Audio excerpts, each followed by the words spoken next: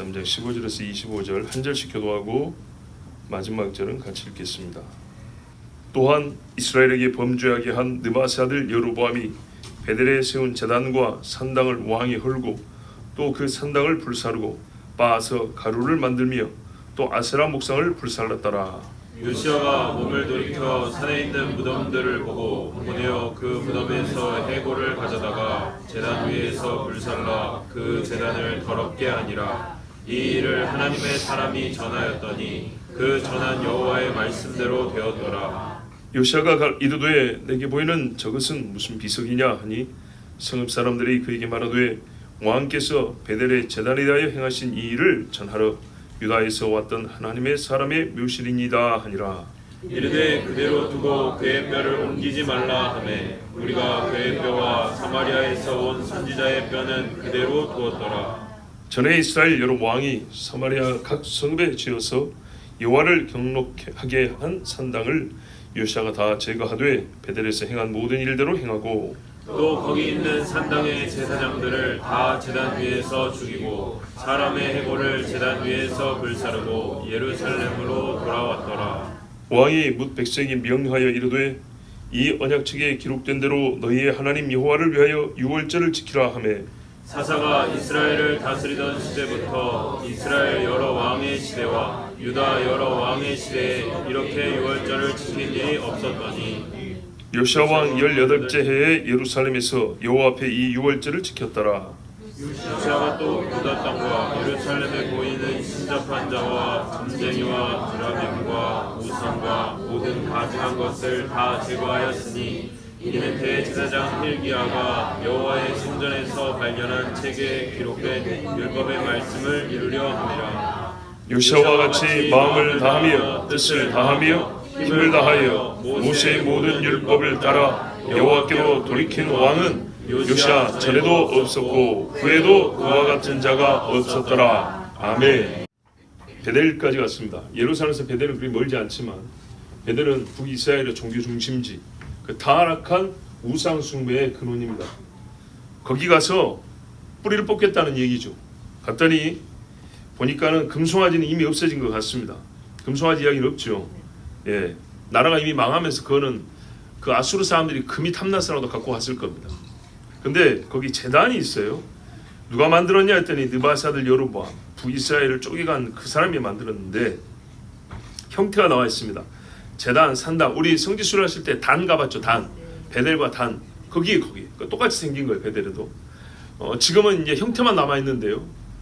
이제 뭐 관광지로서 복구하려고 그 몹쓸 제단을 지금 다시 만들고 있어요. 내 귀퉁이에 뿌리 있는 거 못 보셨어요? 노수로 만드는 거. 그 옆에 터가 있는데 그 이제 창고 같은 것들. 그런 터들이 이제 돌로 쌓은 건물들 터가 남아 있습니다. 자, 거기 가가지고 어떻게 했냐? 제단과 산당을 왕이 헐었다. 다 돌이니까 헐어버렸습니다. 그다음에 산당을 불살로, 건물이 있었겠죠. 집이 있었는데 그거는 불살라 버렸다. 빻아서 가루를 만들었다. 그럼 거기 이제 뿌린 겁니다. 이렇게. 아세라 목상도 있더라. 그러니까 이것도 불살릅니다. 자, 돌은 허물고 깨고 나무는 불살라 가루로 만들어버리고. 요시아가 보니까는 여기가 이제 산이란 말이죠. 안 그래도 산인데 눈에 들어온 게 있었어요. 보통은 여기에 무덤을 안 쓰는데 무덤 쓰는 장소도 따로 있죠. 근데 여기는 희한하게 무덤이 근방에 있던 거예요. 그래서 여기 왜 이런 무덤들이 있냐 물어봤더니 여기 산당의 제사장들 무덤입니다. 그래? 그럼 거기 해골 다 파고 와. 그랬어요. 그래서 그 제단 위에서 불살라. 이 제단에서 악을 행한 사람들, 그 사람들로 여기 불살라서 제단을 더럽게 하니라. 참 희한하죠. 짐승을 태운 것은 안 부정한데 사람 시신 태운 거, 그건 부정하다가 여긴 거예요.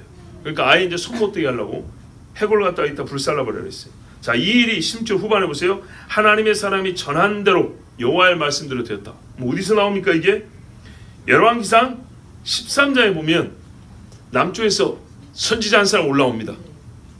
이 사람이 2절에 하나님의 사람이 단을 하여 여호와의 말씀으로 외청하로되, 그때 여로보암이랑 사람들 다 있을 때예요.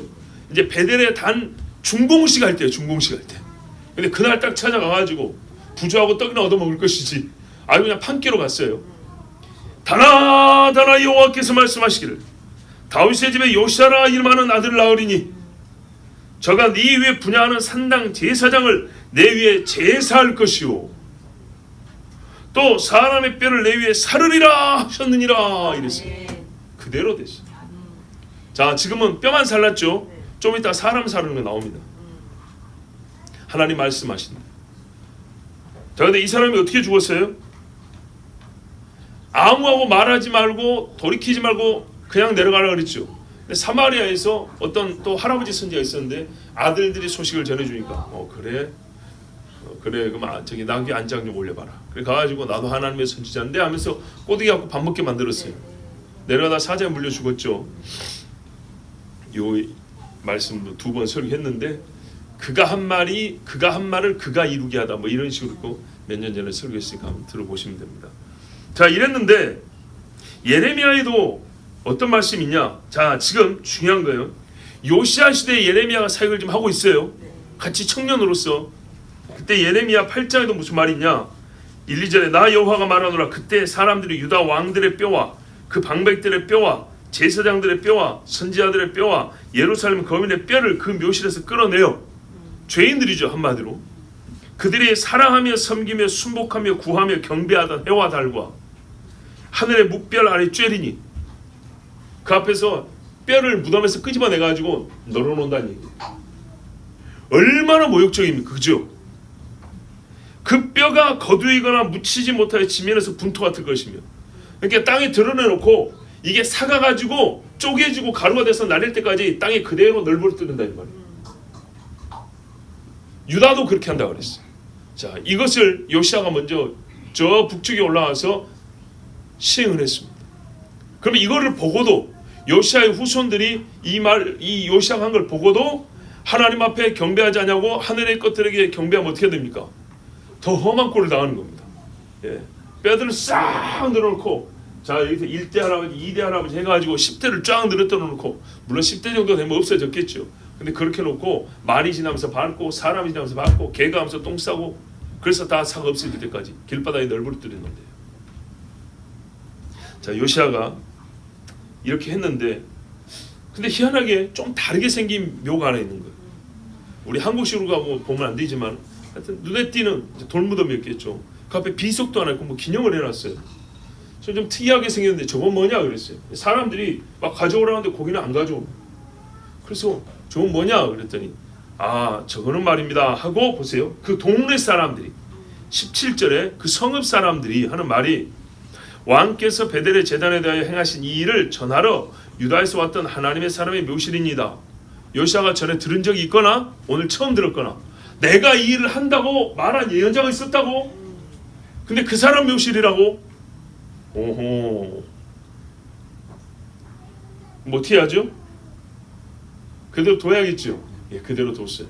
근데 참 재밌는 게 있는 게 뭐냐면 열왕기상 13장에 보면 이 사람이 집으로 갑니다. 가는 길에 늙은 선지자서 쫓아와서 데리고 오거든요. 그래서 밥 먹고 다시 가다가 사자한테 물려 죽어요.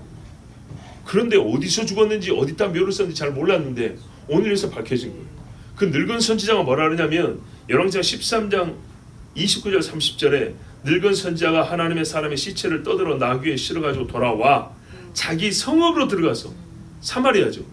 슬피 울며 장사하되 곧 그 시체를 자기의 묘실에 두고 그를 위하여 슬피 울며 가로되 오호라 나의 형제여 하니라 했어요. 그러면 이 사마리아 아니 베델 산당 근처에 이 할아버지 선지자의 묘가 있었다는 얘기예요. 자기 묘로 쓰려고 파는 게 있었다는 거예요. 근데 거기다가 이 유다에서 온 선지자를 묻었어요. 그러니까 여기가 가까웠다는 얘기죠. 그렇죠?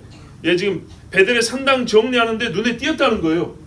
그 주변 산을 이렇게 보니까 저기 묘대를 하고 그 옆에 하나 있는데 그러니까 뭐 아마 건너편 산 정도 됐겠죠. 지금 거리에서 보이는 묘였다는 거예요. 자, 그리고 또 재밌는 게 있어요. 그 할아버지 선지자가 죽으면서 뭐라 하냐면 나도 그 옆에 같이 묻어다오 그랬어요. 자, 그러면 질문 하나 해봅니다. 이 유다에서 온 선지자 뼈는 건들지 말라 했는데 옆에 묻힌 할아버지 선지자 뼈는 어떻게 했을까요? 그냥 뒀을까요? 그 거짓말쟁이 아닌가요? 거짓말쟁이니까 그 사람 뼈는 긁어내가지고 다시 태워야죠. 궁금하죠? 예, 성경이 가르쳐줍니다. 자, 보십시오. 18절 보겠습니다. 그대로 두고 그의 뼈를 옮기지 말라 하면 무리가 그의 뼈와 사마리아에서 온 선지자의 뼈는 그대로 두었더라. 둘이 같이 그대로 뒀어요. 예, 여기서 우리가 중요한 걸 발견합니다. 앞서 여러분, 이 두 선지자 참 잘못한 게 있습니다. 근데 하나님 앞에서 최종적인 판단을 어떻게 받았을까요? 무슨 말이냐면 우리가 하나님은 아니지만 이 말씀을 토대로 추정을 해볼 때 천국 갔을까요? 지옥 갔을까요? 그 불순자 다 죽었는데요. 고라는 천국 갔어요? 지옥 갔어요? 누가 봐도 지옥 갔겠죠. 고라는 그죠? 왜? 성경에 산채로 수월 음부로 내려갔다 돼 있잖아. 이 두 사람 둘 다 지금 못된 짓 한 거 아니야? 하나는 잘 하다가 끝에 불순종했지. 한 사람은 거짓말하고 사람 죽게 만들었지. 어째요?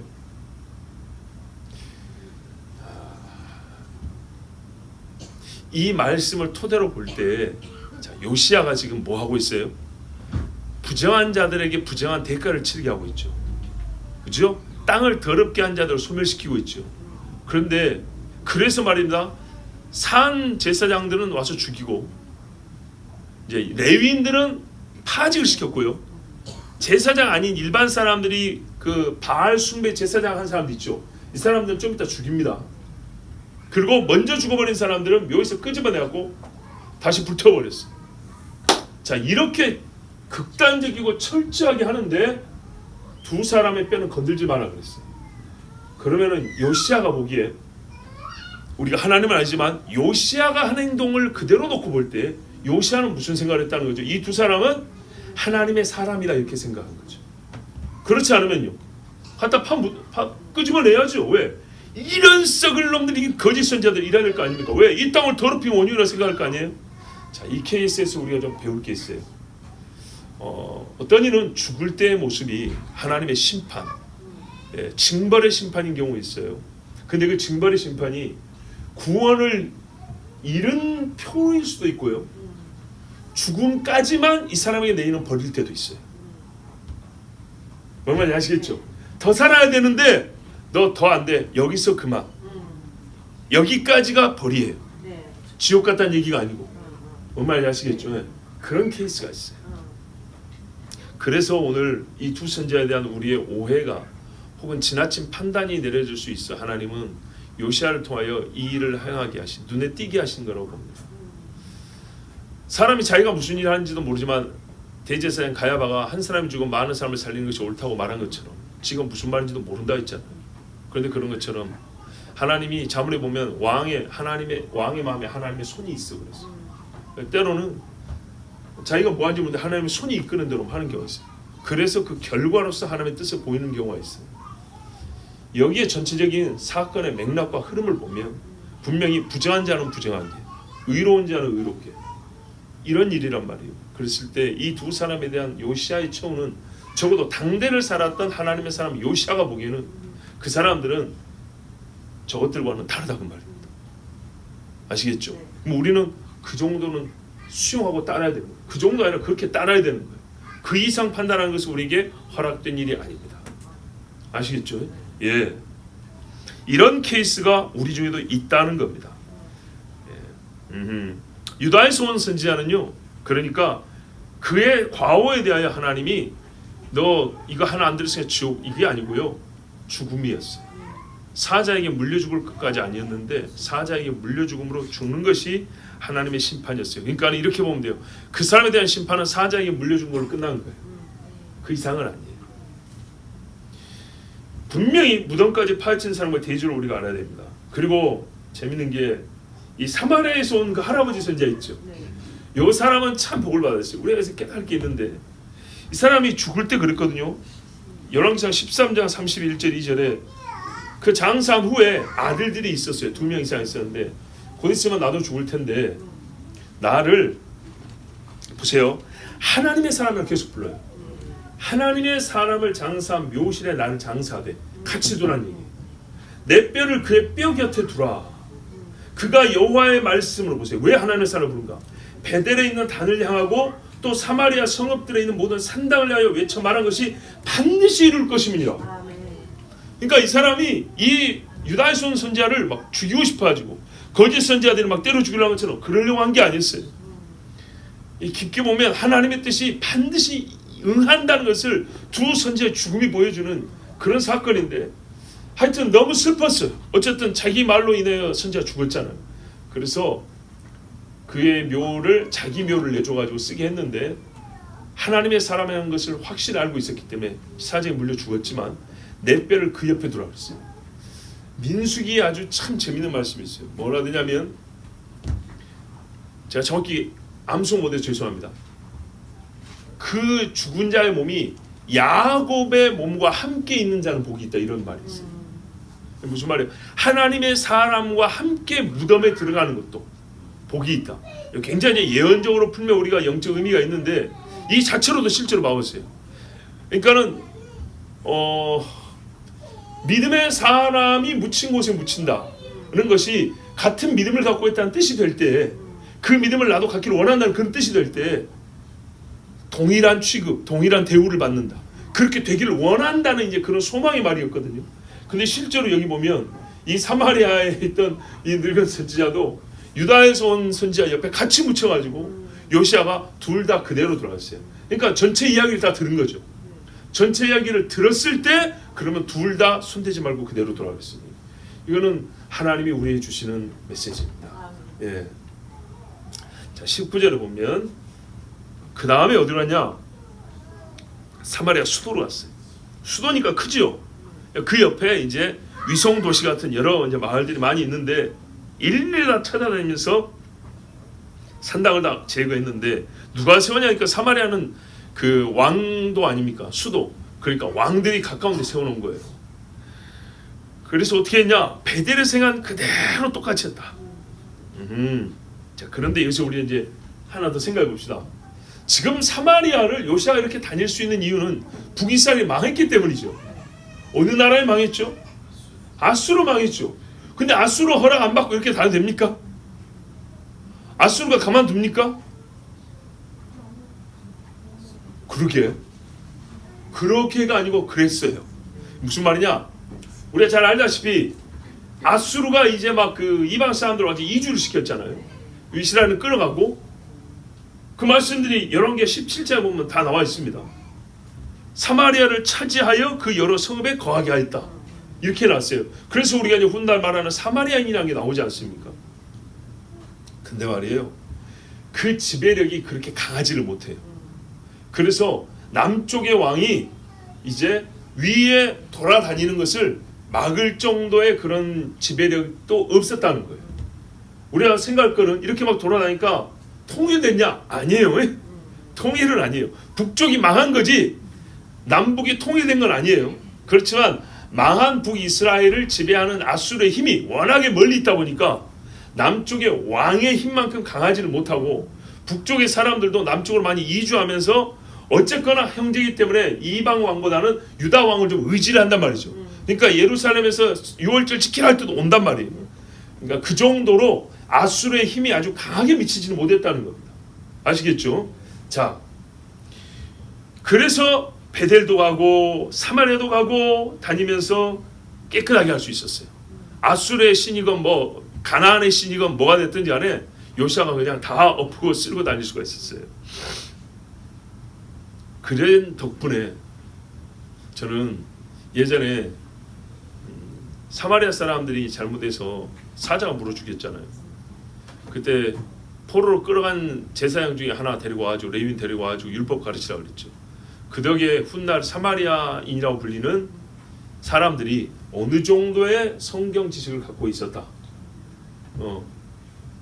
그 덕분을 좀 봤다. 덕을 봤다 그랬는데, 이 요시아의 덕도 큰 몫을 차지했다고 생각합니다. 요시아 이렇게 다닐 때 이 사람들이 본 게 뭐예요? 그동안에 수백 년 동안 봤던 왕들에게서는 전혀 찾아볼 수 없는 거 있죠. 그렇죠? 예, 예후가 한때 휘젓고 다녔는데 예후는 그 진심이 요시아에 비교할 바가 못 되고, 진짜 하나님을 사랑하는 사람이 남쪽에서 와가지고 쓸고 다니는데 이거 옛날에 우리 할아버지들 때부터 내려온 선지자의 예언이 그대로 응한 거라는 거예요. 바로 똑같은 이름 그 사람. 이 남아있는 북쪽 사람들이 나라가 망한 입장에서 얼마나 이게 신앙적으로 말입니다. 뜨겁게 보였겠습니까? 그 사람들이 그래서 사마리아 오경이라는 게 있어요. 모세 오경을 자기들 나름대로 이렇게 필사하고 쌓고 보는 건데 그냥 모세 오경 아주 철저하게 믿는. 그래서 나중에 그러잖아요. 우리가 예배할 곳이 어디냐? 사마리아 예언 말하는 거 보세요. 얼마나 신학적입니까? 그리고 그 신학 주제가 뭐냐면 예배. 대단하죠. 그 주제만 갖고 있다면 대단한 거예요. 마르다가 예수님과 대화한 주제가 뭐예요? 부활했어요. 부활. 와, 참 훌륭한 사람들입니다. 그거를 대화한다는 건 하더라도. 자, 그런 뿌리가 요시아의 이런 개혁적인 사역에서도 많은 좋은 영향을 받았을 것이다. 이날 이 현장을 보았던 사람들에게는 아주 이 뜨거운 신화의 감동이 있고 그를 전해 내려가는 사람들이 분명히 있었을 거라고 그렇게 봅니다. 그렇지 않으면 예수님 당시에 사마리아 사람들에게 그 내려온 성경 지식이라든지 예배에 대한 갈망은 어디서 우리가 그 뿌리를 찾을 수 있겠습니까?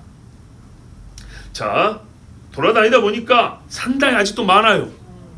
그리고 왕도 없겠다, 나라는 망했겠다, 비나이다 하고 그냥 이 사람들 잔치 싹 잡았어요. 20절 보세요. 거기 있는 산당의 제사장들을 다 제단 위에서 죽이고, 이 사람들은 바알, 아세라 숭배한 사람들이죠. 그들의 제단에서 그 자리에서 죽여버리고 피를 흘려버렸어요. 더럽게 만드는 거예요. 손대지 못하게 이제. 그리고 사람의 해골, 자, 죽이고 나서 불에 태웠다는 얘기입니다. 이게 바로 아까 뭐라 했어요? 제물로 바치고 그랬어요. 분명히 그 제사장들로 제물을 바칠 것이요 그랬어요. 너희들 섬긴다고 했던 귀신들에게 너희 몸을 제물로 내가 바치게 해주마. 그 한 그대로입니다. 그래서 그 몸이 그들의 사단에게 제물로 바쳐지게 하고 예루살렘으로 돌아왔더라. 이렇게 나라를 깨끗하게 했습니다. 신명기 13장에 가나안에 들어가면 하나님이 죽이라고 하는 사람들이 나옵니다. 13장 17장 이렇게 이어지는데 이 13장에 보면 오늘의 이 말씀과 상관 있는 그런 말씀들이 있는데요. 첫째, 선지자나 꿈꾸는 자가 이적과 기사를 보이면서 하는 말이, 잘 보세요. 시작은 이렇게 하는데 결론이 어떻게 하면 그러니까 우리가 다른 신을 섬기자 이렇게 나온다. 재밌지? 이거 신기하지? 그러니까 이 신 한번 쫓아보자. 이런 사람들은 돌로 쳐 죽여버릴 것이요. 이게 1절에서 5절까지. 그 다음에 6절부터 저기 11절까지 가면 너의 형제, 동복 형제, 그러니까 친형제, 자녀, 아내, 가장 생명을 가까운 친구가 뭐라 하냐? 내 열조가 알지 못하는 다른 신들을 섬기자 하면 죽여버리려고 그랬어요. 자, 거짓 선지자, 꿈꾸는 자들이 기적과 이사를 보면서 뭐 좋은 것을 준다 할지만 결국에는 다른 신 섬기자 그런다는 거예요. 그럼 죽여버리고, 가까운 사람이라도 출애굽기 32장에 레위인이 칼을 찼죠. 그런 것처럼 다른 신을 섬기자면 그 역시도 죽여버리고. 세 번째, 신명기 13장 12절 이하에 보면 내 하나님 여호와께서 내게 주어 거하게 하신 한 성읍에 대하여 내게 소문이 들기를. 이제는 어떤 도시 이야기인데요. 잡류가 일어나서 성읍 거민을 유혹하여 너희가 알지 못하던 다른 신들을 우리가 가서 섬기자 한다 하면 확증을 해버려요. 왜? 이건 사이즈가 크잖아요. 가서 조사해 본 다음에 확증되면 어떻게 했냐? 그 성과 그 중에 관한 모든 것을 칼날로 진멸하고 그 물건들 싹 끄집어내서 하나님께 드리고, 불태우라는 얘기, 불살라 하나님께 드리고 그 성은 영원히 무더기가 되게 하여 건축되지 못하게 하라. 이렇게 말을 했어요. 그러면 하나님이 진노와 그치고 긍휼을 베풀 것이며 자비를 다하사 너희 열조에게 주신 것처럼 수요가 더하게 하실 것이다. 그리고 이 모든 말씀을 듣고 이 내가 너에게 명하는 모든 명령을 지켜 네 하나님 여호와의 목전에 하나님 눈앞에서 정직을 행하면 이렇게 되리라. 즉 번성하게 되리라. 이 말씀을 했어요. 자, 이때 세 부류의 사람이 나오지만 결국에는 똑같은 일을 하는 거죠. 다른 신을 섬기지 않은 사람은 절대로 허용하지 말아야 돼요. 그러면 어떻게 된다는 얘기예요? 너희는 수요가 줄 것이다. 왜? 하나님의 진노로 계속 줄어들고 없어져 버릴 것이다. 그랬어요. 그래서 요시아가 이렇게 하는 건 보세요. 우리가 영적인 거 육적인 일 분리하면 안 됩니다. 요시아 같이 이렇게 못하면 이 나라는 부강하게 됩니다. 강하게 됩니다. 히스기야 때 나라가 강해졌어요. 다윗 때 나라가 강해졌어요. 왕이 이렇게 나라를 깨끗하게 한 다음에 명령을 했어요. 모든 백성에게 명령을 했습니다. 이 언약책이 기록된 대로 너희 하나님 여호와를 위하여 유월절을 지키라.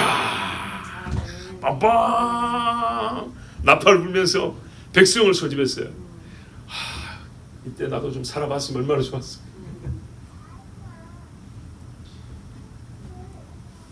절기는 하나님의 약속이 되잖아요. 딱 잘라 말해서 우리 구원에 관하여 하나님이 약속한 그 날을 미리 맛보게 하고 또한 하나님이 약속을 하신다는 보증으로 주신 날이죠. 이 언약책, 여러분 율법을 가리키는 말이 많아요. 법, 율법, 하나님의 명령, 반드시 해야 되는 명령. 그런데 또 하나의 성격을 말하면 언약이라 그랬어요. 근데 여러분 봐보세요. 군대에서 말입니다. 상관이 부하한테 명령할 때 그걸 언약이라고 말하는데 어디 있어요? 아니죠. 그런데요, 상하 관계일 뿐만 아니라 거의 대등한 관계로까지 주시는 그런 말씀이 율법이에요. 언약이 들었다. 나도 지켰다. 명령은 받은 사람만 구속하는 거잖아요. 근데 언약은 쌍방이 구속되는 거예요. 이 약속이 다 매여 있는 거예요. 하나님이 약속하신 채 우리는 그 약속을 믿는다면 역시 그 약속대로 해야겠죠. 근데 다른 게 하는 게 아니었어요. 가만 보면 나쁜 짓 하는 말 하나도 없어요. 다 잘되게 하는 것들이었어요. 절기를 지킨다. 유월절, 출애굽한 일을 기억할 뿐만 아니라 오실 메시아가 하는 일을 믿음으로 바라보는 거죠. 이게 유월절입니다. 그런데 세상에 이 제일 중요한 절기가 유대인들의 종교력으로 하면 첫 번째 절기가 유월절입니다. 아비벌 1월 14일 첫 번째 절기가 유월절인데 사사시대 때부터 이스라엘 여러 왕의 시대와 유다 여러 왕의 시대에 이렇게 유월절을 지킨 일이 없었다 그랬어요. 자, 그러면 질문입니다. 사사시대에 지킨 적이 있을까 없을까요? 예? 있다 손 들어보세요. 없다. 있다입니다. 왜냐? 성경에 역대하 35장 18절에 요시아 얘기 그대로 나오는데 선지자 사무엘 이후로는 이스라엘 가운데서 유월절을 지키지 못하였고 사무엘이 마지막 사사잖아요. 그럼 그 앞에 사사시대 또 지켰다는 건데 우리가 사사시대 꼴을 보면 알지만 제대로 못 지켰죠. 제대로 못 지켰어요. 그래서 이같이 이렇게 유월절을 못 지켰다는 거예요. 이 앞에 왕들도 그렇죠. 다윗 때 지켰을까요? 안 지켰을까요? 지켰겠죠. 근데 이렇게는 아니었다는 거예요. 솔로몬 때는요. 지켰죠. 초막절도 지켰는데 지켰죠. 근데 이렇게는 아니었다는 거예요. 그러면 여러분 솔로몬이 돈이 없어요? 지혜가 없어요? 이렇게는 안 지켰다는 말이 무슨 말일까요? 그래요.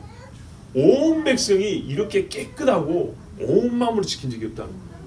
이게 이제 25절 결론이에요. 이게 차이. 그리고 역대하 보면 이렇게 됐어요. 이스라엘 열 왕도 요시아가 제사장들과 레위 사람들과 모인 온 유다와 이스라엘 무리와 예루살렘 거민과 함께 지킨 것처럼 이렇게 많이 안 모였다는 얘기예요. 다윗 때도 좀 모이라 하면 안 모이는 인간들이 많았다. 오히려 북쪽이 망원하니까 더 모인 거예요.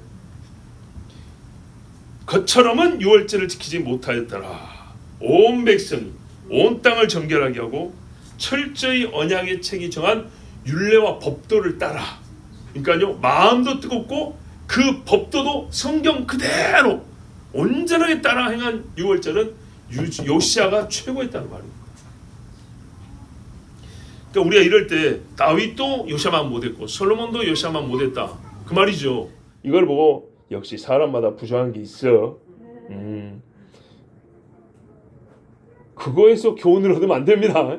그러면 자기 부족함을 이거 핑계대는 것밖에 안 되잖아요. 그게 아니고 아무리 정직한 다윗도 율법을 바로 하지 못합니다. 열심을 하면 다윗이 열심히 작겠습니까? 작은 사람 아니죠. 근데 봐보세요. 어디서 이게 드러나냐면 법궤 옮길 때 술에다 실어버렸죠. 예수님이 그러잖아요. 열심히 쓰나 지식을 따는 열심이 아닌 것이 문제라고. 율법 한 줄만 읽어보면 나옵니다. 법궤는 조각목 만들어서 그 고리가 있어요. 녹고리에다 꿰가지고 사람이 메고 가라고 돼 있어요. 근데 본인은 어떻게 했냐면 성의를 보인다고 수레를 하나 새로 만들으라고 했어요. 고급 승용차 하나 만들듯이 차를 하나 만들라고 했어요. 그리고 거기다 실었다고요. 안정감 있고 좋은 데다 모신다고 그렇게 한 거예요. 근데 그게 틀렸다는 거예요. 오히려 어떻게 됐습니까? 흔들흔들하면서요. 우사가 또 건방지게 우사가 거기 왜 서 있어요? 우사가 제사장들이 서 있어야지. 자기 집에 벗겨 좀 놔뒀다고 우사가 나서가지고 손을 댔다고요. 그러니까는 그 수레 옆에 우사가 서 있을 일도 아니에요. 이건 제사장들 몫이에요. 근데 거기다가 자기도 열심으로 벗겨 떨어질까봐 손대가지고 그 자리에서 죽었어요. 다윗이 무서워서 손도 못 댔어요. 그 다음에. 그리고 다시 율법을 보니까 이게 아니었던 거예요.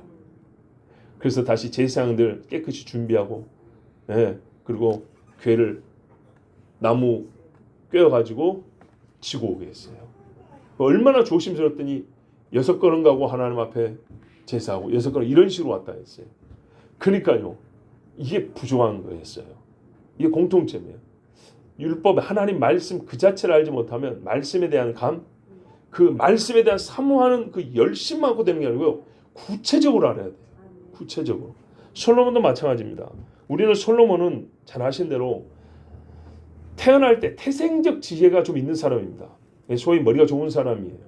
다윗이 그랬어요. 솔로몬한테 너는 지혜로운 아들인즉 사람인즉 이랬어요. 그래서 요런 애들은 나 죽고 나면 처리 좀 잘해달라 그랬어요. 지혜롭게 처리해달라고. 근데 그것도 부족하다고 솔로몬 하나님께 기도했잖아요. 그래서 태어날 때 받은 지혜가 있고 또 하나님이 선물로 주신 지혜. 어쨌든 하늘로부터 임한 지혜를 따블로 받은 사람인데 그 사람도 안 됐다는 거죠. 왜요? 여기서 제가 일부러 분별로 해서 용어를 읽겠습니다. 천부적 지혜를 받아도 기록된 지식의 말씀을 읽지 아니하면 하나님의 뜻을 온전히 행할 수가 없어요.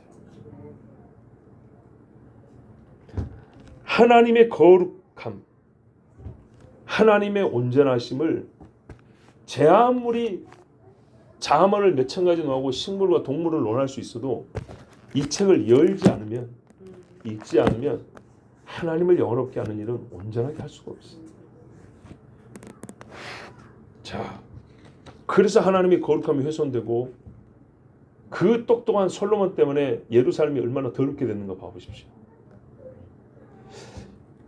요시아의 수고와 열심. 그래서 저는 우리가 이 일을 좀 크게 생각했나 봅니다. 어린아이들에게는 말씀을 가르칠 때 훌륭하긴 하지만 다윗 이야기가 왕들 한 90% 나오고 히스기 이야기, 솔로몬 이야기 한 10%씩 90% 좀 맞나? 그래 다윗 한 70%하고 솔로몬 한 20% 하고 한 10% 이제 몇 왕들 하는데 요시아의 비중이 좀 높아진다고 생각해요. 정말 요시아가 하나님 앞에 범죄한 이야기가 없어요. 그죠? 예. 히스기야도 잘못한 일이 기록되는데 요시아는 기록상 범죄한 이야기가 있고 마지막 죽을 때 좀 실수해가지고 죽은 그 정도지 범죄라고 하기는 좀 어려워요. 요시아 왕 18째 해 나이 26세 예루살렘에서 여호와 앞에 이 유월절을 지켰더라. 나이 26세. 여러분 칼빈이 기독교 강의를 20대 때 썼어요. 29인가.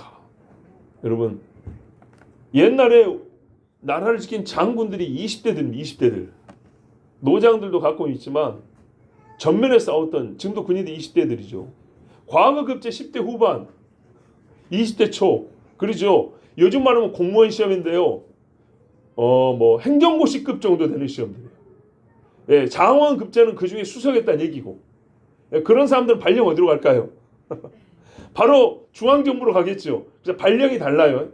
똑같이 과거 급제라도 이 과거라는 게 국가 공무원 뽑는 시험인데 급제하면 합격했다는 얘기고 그래서 이제 발령을 다 알아서 받는 6급, 7급부터 이렇게 받는데 급제한 사람은 1등이기 때문에 높은 데로 좀 좋은 데로 발령받고 그런 거예요. 사법고시도 마찬가지예요. 똑같이 합격하지만 연수원에 한 2년 공부해가지고 1등한 사람이 서울중앙지법 민사부 갑니다. 그게 제일 똑똑한 사람이 가는 데입니다. 첫 발령을 서울중앙지방법원 민사부로 한 사람이 제일 똑똑한 사람인데 여러분 잘 아는 이름 하나 되면 아는 사람 하나 있어요. 옛날에 이회창. 예. 그렇게 똑똑했던 사람입니다. 아세요? 그래요? 얘는 뭐 그런 거예요. 자, 뭐 그렇게 중요한 얘기는 아니고요. 제가 지금 말하려고 하는 거는 요시아가 나이가 지금 몇 살인가 보시라고. 몇 살은 안 됩니다. 그런데 진짜 나라를 살립니다. 실제로 우리나라 옛날 위인전기도 세계적 위인전기를 보면 어린 나이에 위대한 사람 많고요. 우리 교회 역사에도요. 나이 얼마 안 되지만은 진짜 나라와 민족을 살린 사람이 엄청나게 많습니다. 그런데 요즘에는 어른이라고 그러잖아요. 어른 나이가 너무 많아가지고 나이 40이 돼도 애기처럼 자기밖에 모르고 부모를 섬겨야 될 사람이 부모한테 여전히 받아 살고. 그러니까 이게 여러분 학교 교육의 양과 소위 학교 교육의 수준이란 것이요 사람의 성숙을 보장하지는 않습니다. 무엇보다도 하나님을 알지 못하는 사람은요 하나님이 사람으로 하여금 할 수 있게 해주신 거룩한 일을 할 수가 없습니다. 가장 거룩하고 복된 일은 사람에서 배우는 것도 아니고 학교에서 배우는 것도 아니고 세상에서 배우는 게 아니라 하나님이 가르쳐 주시는 겁니다. 그래 바울도 그렇게 말한 겁니다. 내가 이 진리는 하나님께 직접 받은 것이다. 이렇게 말한 것은 하나님이 계시하여 가르치는 것도 있지만은 인간에게서 받은 모든 교육들이라는 것이 하나님께 받은 것과 얼마나 큰 차이가 있는지를 분명히 보여주는 말입니다. 여호와 하나님을 알고 경외하는 자는요 세상에서 가장 큰 사람도 못하는 걸 살 수 있습니다. 여러분 이 나라를 깨끗한 게 알렉산더 공을 할 수 있겠습니까? 징기스칸 공을 할 수 있겠습니까? 24절 보세요. 요시아가 또 유다 땅과 예루살렘에 보이는 이미 다 했죠. 했는데 또 남은 게 있는 거예요. 신접한 자와 점쟁이 숨어가지고 여기 딸랑딸랑 하는 놈들. 쌀가루 뿌리고 점 찍고만 하는 애들 있죠. 이 사람들 다 잡아오라 했어요. 드라빔과 조그마한 것들 우상들 모든 그 우상과 가증한 것들 다 제거했으니 전에는 큰 것들 보였거든요. 막 몇 미터짜리들 막 이런 것들 막 찍어 불태우고 이랬는데 골목에 몰래 숨어가지고 보살 깃발 이제 숨겨놓고 집에서 있는 그런 놈들 다 찾아오고 끄집어낸 거예요. 이는 대제사장 hil기야가 여호와의 성전에서 발견한 책에 기록된 율법의 말씀을 이루려 함이라. 아멘. 이만하면 됐다 하지 않았어요. 너만큼 한 사람 없다. 이제 그만하면 됐다. 아니요. 사람하고 비교할 문제 아니고 말씀이 기준점이니까 말씀이 아직 남았다면 남은 거고 다 됐다면 다 된 거고. 그러니까 여러분 여기서 행위도 중요하지만 마음을 보세요. 이 하나님 말씀 있는 태도를 보시라고. 하나님 말씀이 명령했고 아직 멈추는 수를 안 했다는 거예요. 그래서 눈에 보이는 부정한 것들을 다 제거하는데 힘을 다했었어요. 여러분 그러니까 요시아가 요즘 말로 대단한 은사를 받은 사람 아니죠. 그렇죠? 엄청난 신학교를 받은 사람도 아니죠. 그 사람의 이 사역은요 율법책 한 권 발견하고 안 하고 여기에서 달렸어요. 이 차이예요, 이 차이. 근데 그 말씀을 우리 지금 다 갖고 있잖아요. 구약만 갖고 있는 것도 신약도 갖고 있죠. 근데 이거는 이제 그 다음에 읽으냐 안 읽으냐 문제예요. 읽었을 때 이것을 진짜 하나님의 말씀을 받느냐 안 받느냐의 문제. 하나님의 말씀을 발견했고 열어서 읽었고 하나님의 말씀으로 아멘 했다. 그러면 요시아같이 할 수 있고 해야 되는 겁니다. 25절 요시아에 대한 총평입니다.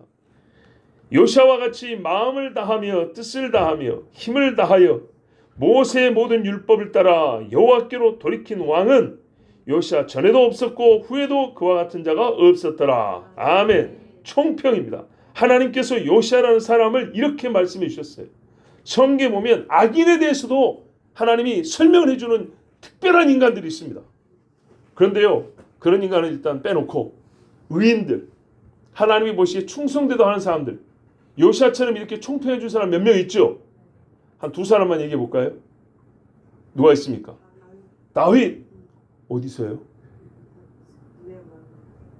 그거 어디 있는데요?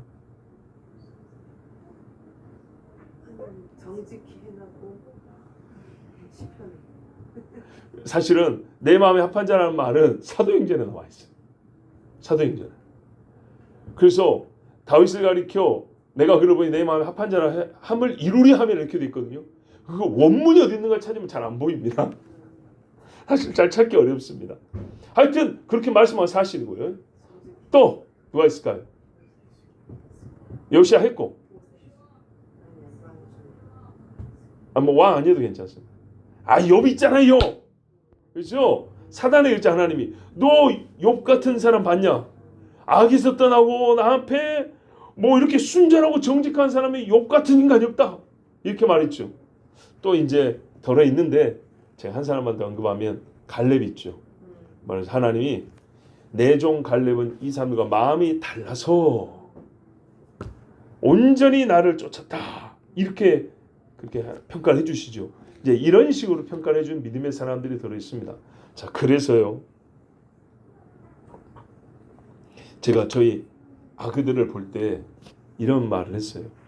내가 어릴 때보다 성경 교육은 더 받은데, 솔직히 말해서 성경을 가르치는 선생님들의 수준이 제가 어릴 때 저한테 성경을 가르쳐 준 분들보다 더 잘 아는 것 같아요. 지금 우리 교회 선생님들이. 제가 농담이 아니고 어디 가서 다음에는 그 이야기 해야겠네. 어제 시차를 가가지고 시차를 가면은 우리 장로님들 아시는데 교회 보고 시간이 있어요. 그러면 막 장황하게 길게 하는 사람들인데 저 보통 1분 이내로 하거든요. 어제도 딱 1분 했는데 다음에는 그거 해야겠다. 우리 교회는 설교시키면 설교할 사람들 많습니다. 그 이야기 해야겠네.